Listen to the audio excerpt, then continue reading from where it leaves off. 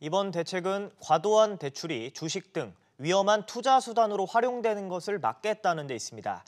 그래서 돈이 꼭 필요한 사람에게만 대출을 해주겠다는 게 핵심인데요.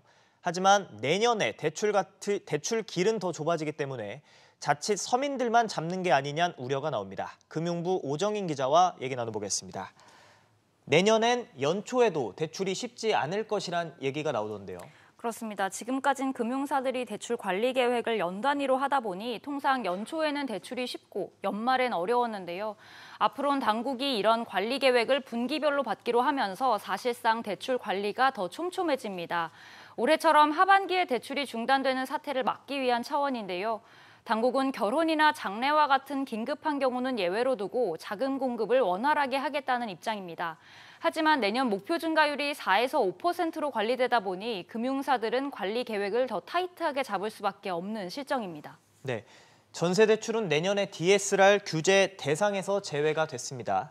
실수요자들 숨통이 트였나 싶었는데 또 총량 관리에는 포함이 되네요.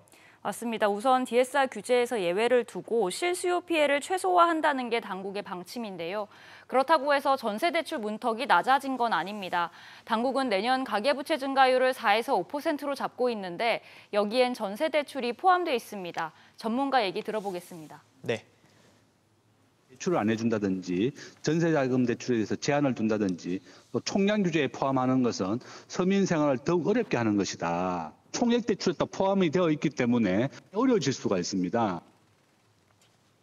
만약 이번 대책으로도 가계대출을 잡지 못한다면 더 강력한 플랜 B도 준비가 됐다고요.